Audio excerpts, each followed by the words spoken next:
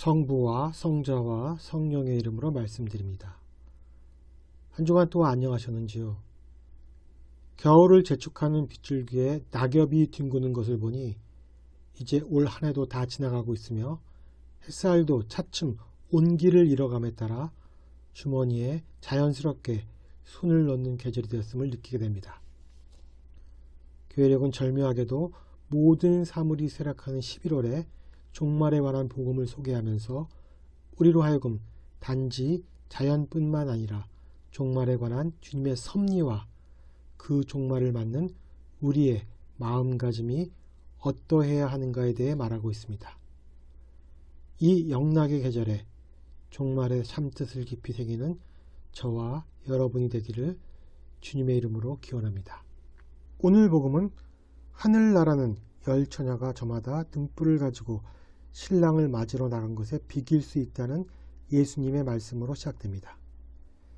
열 처녀는 신부의 집에서 신부와 함께 신랑을 기다리는 들러리들이었습니다.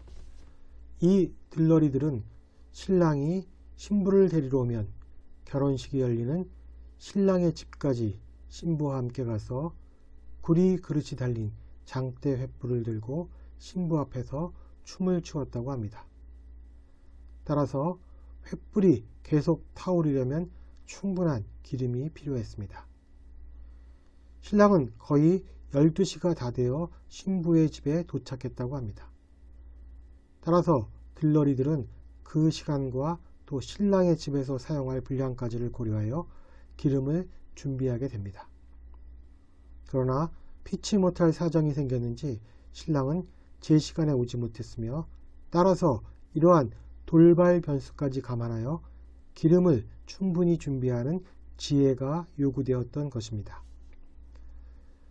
들러리를 서는 10처녀 중 5처녀는 기름을 넉넉히 준비하였으나 나머지 5처녀는 기름을 충분히 준비하지 못했습니다. 이 예수님은 기름을 모두 준비한 이들을 슬기로운 처녀라고 부르고 그렇지 못한 이들을 미련한 5처녀라고 부릅니다. 등잔은 기름으로 점화된 빛을 담는 도구로서 모든 처녀들이 기름이 들어있는 등잔을 들고 있었음은 이들이 적극적으로 혼인잔치에 참여할 의사를 지니고 있음을 의미합니다. 따라서 이들 모두에게는 혼인잔치로 비유되는 하늘나라에 대한 열망이 있었던 것입니다. 그런데 기름의 있고 없음으로 인해 이들의 처지는 영 딴판으로 갈라지고 맙니다. 오늘 복음은 초대교회가 놓인 상황을 이해해야만 그 의미가 정확해집니다. 예수님의 부활을 목격한 초대교회는 예수님의 말씀대로 당신이 곧 재림하실 것으로 믿었습니다. 신랑인 예수 그리스도가 세상에 임하시는 일, 그것이 바로 하늘나라의 임재이자 혼인잔치였기 때문입니다. 그러나 곧 일어나리라고 예상한 그리스도의 재림은 그리스도인들의 바람과는 달리 일어나지 않았습니다. 이제 이들은 여전히 마음 한구석에 주님의 재림을 고대함과 동시에 생계를 위한 일상의 삶을 꾸려가야 했습니다. 신랑이 늦도록 오지 않아 10처녀 모두 잠이 들었다는 비유는 지혜로운 자들마저 잠을 청할 만큼 그리스도의 재림 시점이 생각보다 길어져 일상적인 삶이 지속되었음을 의미합니다. 그리고 그러한 삶은 2000년이 지난 지금까지도 이어져 오고 있습니다. 따라서 열화와 같이 타오르던 그리스도의 재림에 관한 열망이 누그러진 뒤 어떤 사람들은 슬기로운 처녀들처럼 그리스도의 다시 오심에 대한 약속을 지니며 살고 있지만 반면 어떤 이들은 어리석은 처녀들처럼 그 약속을 망각한 채 살아간다는 것입니다. 그리고 그 망각의 징표가 바로 기름의 떨어짐입니다. 기름이 없는 등잔은 어둠을 밝히지 못하고 따라서 신랑도 알아보지 못하는 무용지물에 불과합니다. 기름이 떨어진 등잔은 안고 없는 찐빵이여 김 빠진 콜라인 것입니다. 성서적인 비유를 들자면 짠맛을 잃어버린 소금인 것입니다. 짠맛을 잃은 소금처럼 살아가는 그리스도인. 이것이 바로 어리석은 다섯 처녀들이 의미하는 바입니다. 이것은 마치 쇠락하는 계절을 보고 시간의 흐름만을 느끼는 단선적인 관점이 아니라 이 쇠락을 통해 종말을 읽어내는 영적인 안목도 지니고 있어야 함을 의미합니다. 즉 우리의 시선을 지상뿐만 아니라 늘 하늘나라에 두고 있어야 함을 말합니다. 우리는 그것을 깨어 있음이라고 부릅니다. 비록 같이 잠이 들었으나 슬기로운 처녀들에게는 종말을 기다리는 깨어 있음이 있었습니다. 기름이 불꽃을 만드는 것처럼 깨어 있음이 그들의 영혼의 불꽃을 만들어냅니다. 즉 깨어 있음이라는 기름은 사람들로 하여금 지금 그들의 영혼 안에서 다시 오실 그리스도의 현존을 가능케 하는 수단입니다. 따라서 슬기로운 처녀들의 기름인 깨어있음은 나눠줄 수도 가게에서도 사올 수 없는 성질의 것이었습니다. 우리가 일상의 삶에서 그리스도를 만났던 기억과 체험을 타인이 필요하다고 해서 나눈다 한들 그것이 결코 그들 자신의 기억과 체험이 될 수 없기 때문입니다. 그러나 일상에 함몰되어 깨어있음이라는 기름을 망각한 어리석은 처녀들에 대한 그리스도의 심판은 다소 가혹하기까지 느껴집니다. 이들은 혼인잔치라는 하늘나라에서 배제되어 주님께 문 좀 열어달라고 간청했으나 다시 오신 그리스도는 이들에게 분명히 들으시오. 나는 당신들이 누구인지 모릅니다. 라고 매몰차게 외면했기 때문입니다. 그렇다면 우리는 깨어있음을 어떻게 이해해야 할까요? 그것은 기름에 의해 불꽃이 생기듯이 눈에 보이는 실천을 통해 그 깨어있음을 드러내는 일입니다.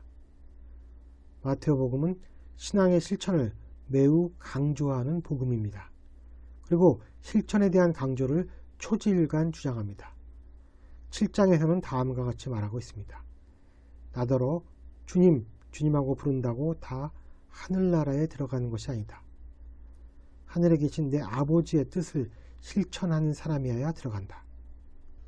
오늘 일독서인 아모스는 기원전 786년에서 746년경 북이스라엘의 전성기가 저물어갈 무렵에 작성된 예언서입니다.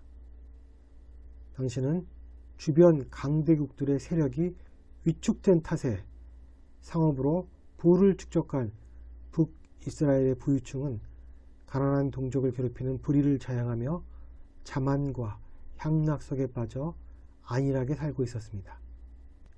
예언자 아모스는 모든 일이 순탄하게 진행되며 사람들이 별 문제가 없다고 현실에 안주할 그때가 바로 파국으로 치닫기 시작한 때임을 강조합니다.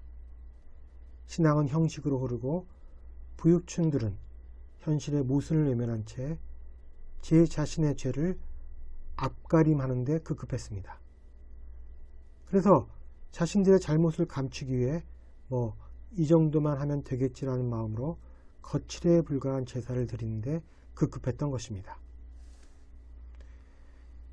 이들의 이런 의중을 알아차린 아모스는 하나님께서는 당신들이 벌이는 형식적인 순례절 행사와 축제 때마다 바치는 분향제 냄새를 역겨하며 번제물과 곡식제물이 달갑지 않고 시끄러운 노래와 검고 가락도 귀찮다고 말하는 것입니다. 예언자 아모스는 믿음을 행위로 드러내어 정의를 강물처럼 흐르게 하고 서로 위하는 마음을 개울같이 넘쳐 흐르게 하는 것이 필요하다고 말합니다. 즉 오늘 복음의 표현을 빌자면 등잔에 기름을 준비하지 않은 어리석은 처녀들처럼 살지 말라는 것입니다. 오늘 이 독서인 데살로니가 전서는 우리가 종말의 시기에 맞을 상황에 대해 말하고 있습니다. 대천사의 부르는 소리가 들리고 하나님의 나팔 소리가 울리면 주님께서 친히 하늘로부터 내려올 것이라고 말합니다. 그러면 그리스도를 믿다가 죽은 사람들이 먼저 살아날 것이고 다음으로는 그때 살아남은 우리가 그들과 함께 구름을 타고 공중으로 들려 주님을 만나게 될 것이라고 합니다. 오늘 복음에 따르면 이 독서가 말하는 구원의 은총은 기름을 준비한 처녀들, 즉 깨어있는 사람들에게만 해당되는 상황일 것입니다. 따라서 오늘 복음은 1독서와 2독서의 변증법적 합을 이룬 내용이라고 할 수 있습니다. 그렇다면 깨어있음이 무엇일까요? 그것은 세상 모든 일이 내 뜻대로 되지 않는다는 것을 알아차리는 일입니다. 내 뜻대로 되지 않는다는 것은 곧 세상 모든 일들이 하나님의 뜻대로 이루어짐을 의미합니다.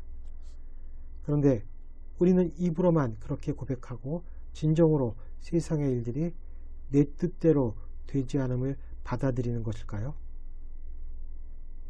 깨어있음의 시작은 내 뜻이 아니라 하나님의 뜻을 주목하는 데서 시작됩니다.